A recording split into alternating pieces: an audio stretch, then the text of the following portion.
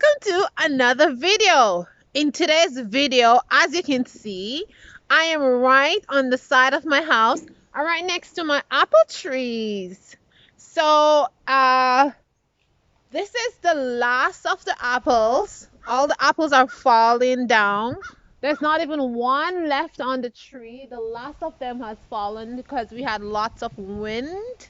And as you can see, it's very windy today, so anything that was on the tree fell down. So I'm just out here because I want to just get the last of them that fell down. Some of them that are on the ground are pretty rotten and done, but the last of them that fell from the tree within this week, a couple of days, a few days ago, yesterday, today. I want to just pick up a couple of them because I want to make apple cider vinegar, and these ones are perfect. Even if they hit the ground, it's okay because you're going to cut them up in pieces, wash them well, and make apple cider vinegar. And these apples are just amazing. They're kind of dirty because I just picked them up off the ground, but this tree is this. Let me see. I'm gonna show you. Okay, so this big tree here is a red apple. So I have some in here. So this is a red apple. It's pretty dirty, don't mind the dirt that's on it. So it's a red one. And then this one right here, it's a green one. Yeah, kind of. It's a greenish one. Yeah, greenish one. So I'll be making some apple cider vinegar today with these apples. And yeah, that's what I'll be doing because I have apple cider from 2 years ago and it's almost done. So when I finish out here, I'm gonna take you guys inside and show you guys the little bit I have left from 2 years ago.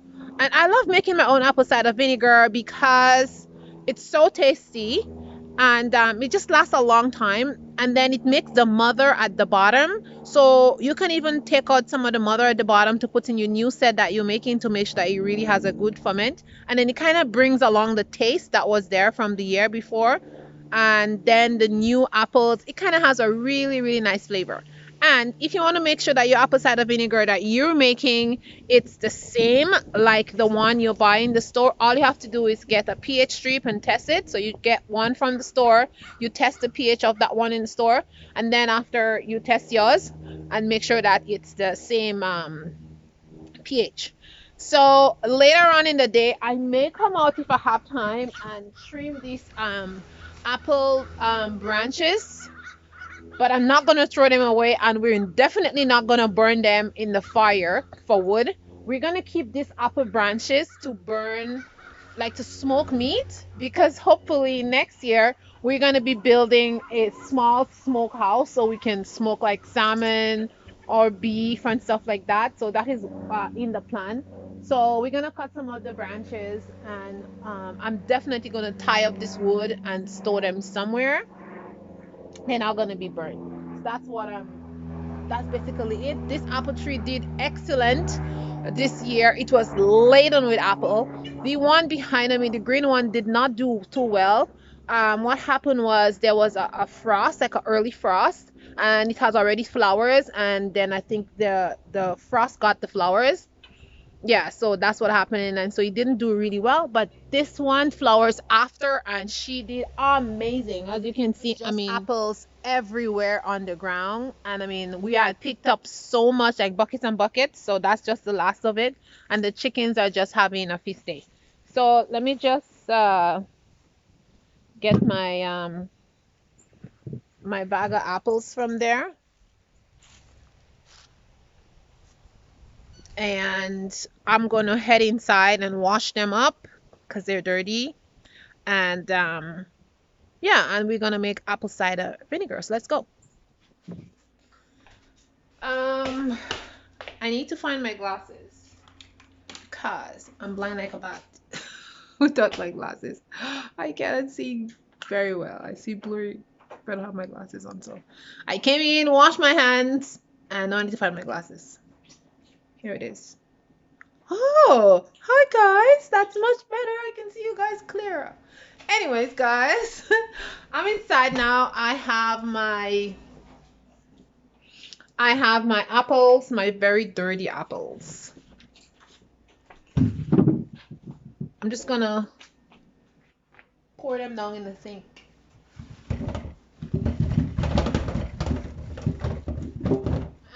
are in the sink, and so let's wash them.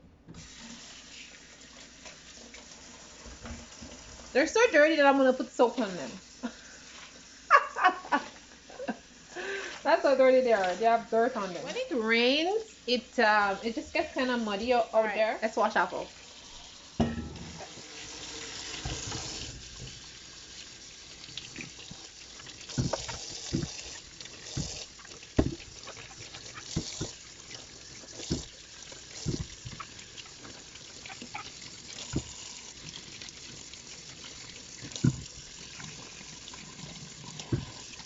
This one is not too good.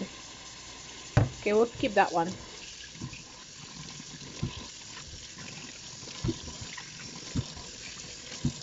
All the apples are washed. They are washed.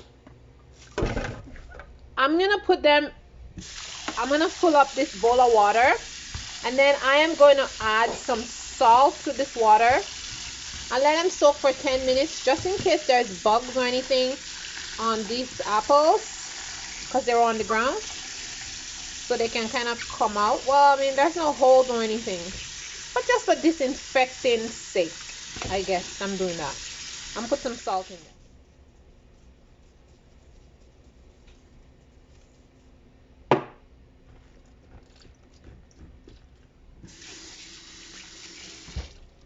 Leave to soak for 10 minutes, maybe 15, and I'll be back. My apples are soaking. I'm gonna make some breakfast because I am pretty hungry. Even if I was up pretty early and I had like a mini breakfast. I had a mini breakfast early before the sun came up, but I'm starving now because the sun has come up and I've been outside doing lots of chores. So I'm gonna have a bigger breakfast. All right, but before I do that, I want to just show you guys something behind me.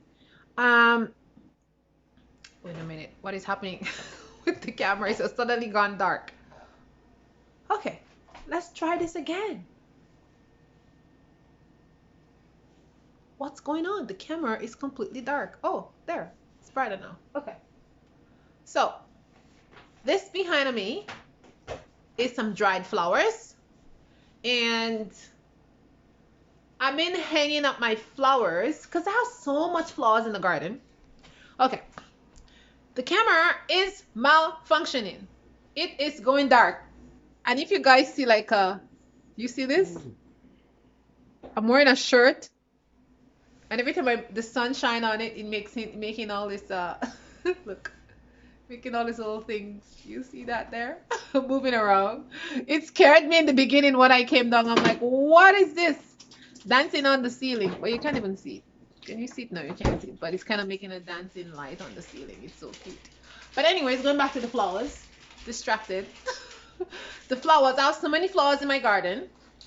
And it's such a waste because I can't collect all of them and I can't, you know, store them all. But I have collected a couple of them. And this is what I've done. I have hung them over here in my kitchen sink for them to dry, and I've been just bringing some inside daily, and I've been making potpourri with them.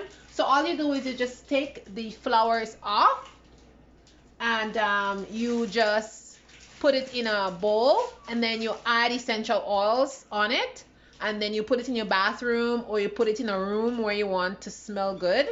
So that's what I've been doing with them.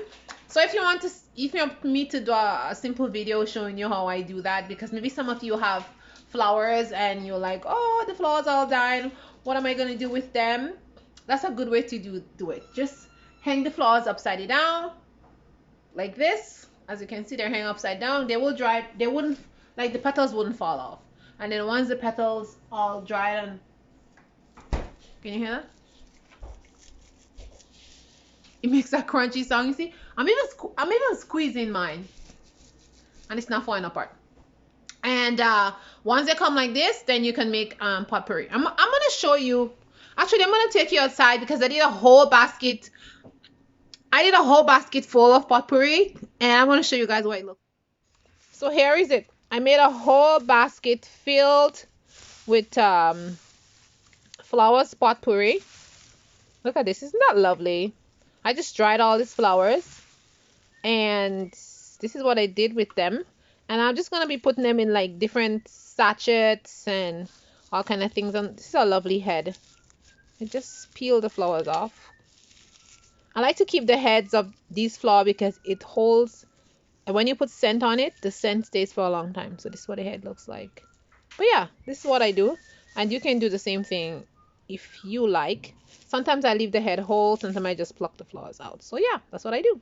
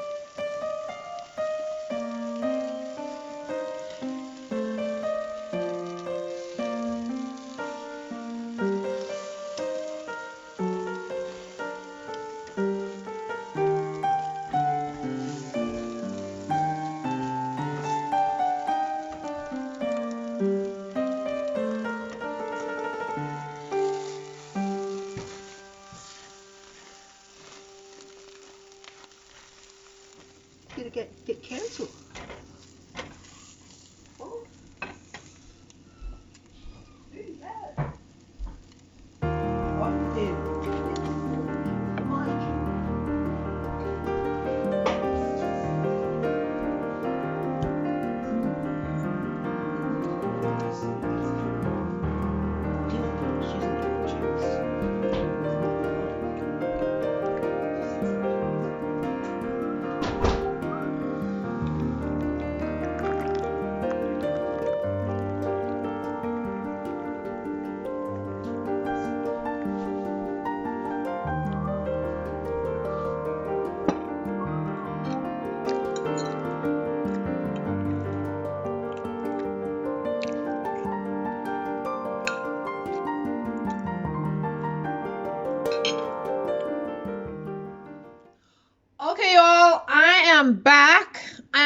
hungry no more.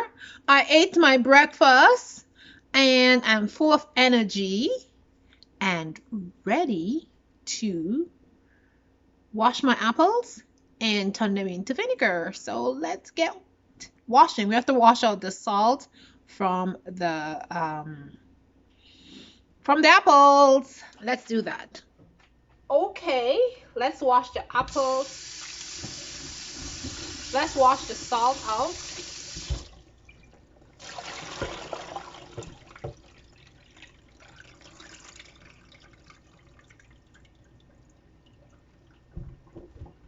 I'm gonna leave the apples in the bowl in the sink because it's just gonna be very easy to just take out from there and cut. I'm gonna get my jar and put it close by.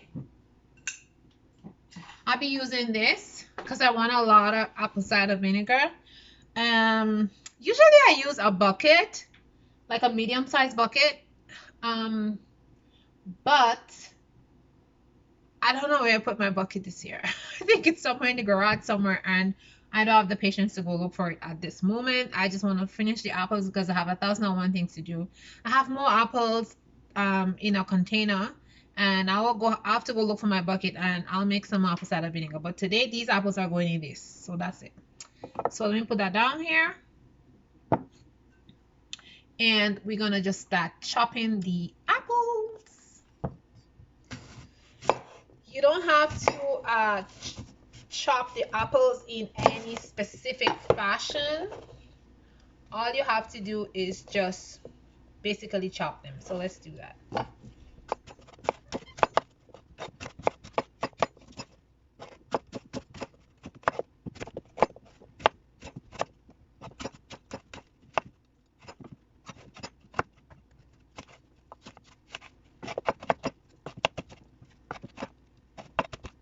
Well, I've cut up my apples in medium-sized pieces. I like to cut them up small, like in this size pieces. I cut them small. This is too big. I cut it like in smaller pieces. I don't like it big like that. I think the smaller it is for me, the better it is. And this year, I am gonna try adding some. I'm gonna try to make an apple wine this year. So I'm not gonna use all this apple because I'm gonna try to make an apple wine. So I'm going to use half for the vinegar, and then I'm going to use half for the apple wine, and then I'm going to come back and show you guys how I do that. But just letting you know, because all of that cannot stay inside the jar. All right, so let us put the apples inside the jar. No, first let's put the sugar, so then it's going to dissolve better. So I'm going to put my sugar in there. I have my sugar, and I'm using like one of those big spoons, and I'm going to put 4.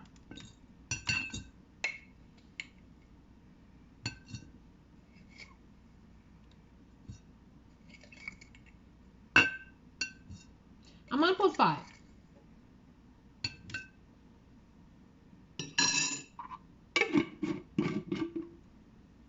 So I put 5 big spoons of sugar in here, and now all I'm going to do is add my apples in there, and I just put the core. The whole apple went in there. I just took out some of the seeds. That's basically it. And so now let's put our apples in. Let's see how much, if I had cut up enough. Any apples that has like a piece of like something that doesn't look good in it, like these with the seeds in it, I just leave them out. I don't want any seeds in it. So I just take the seeds off, the core, and that's basically it. So let's continue putting apples in there.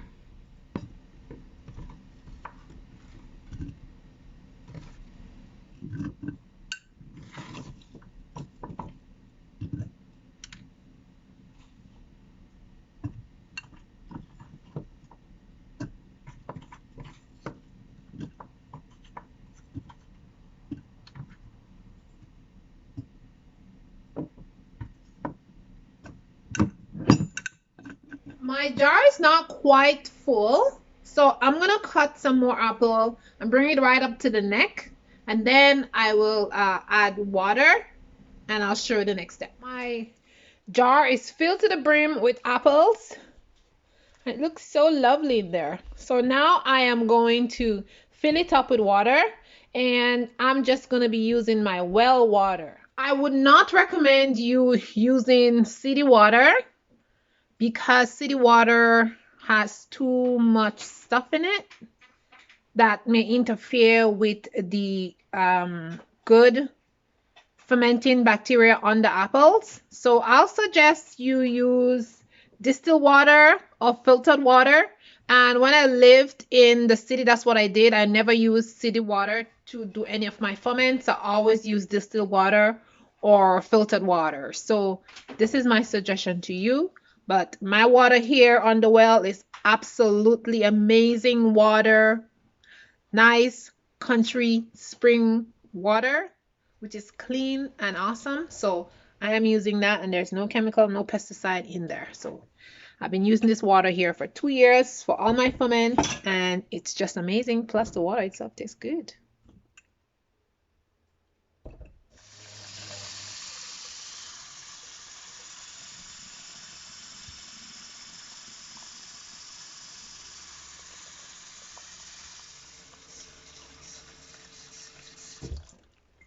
So fill this all the way up to the top of the bottle.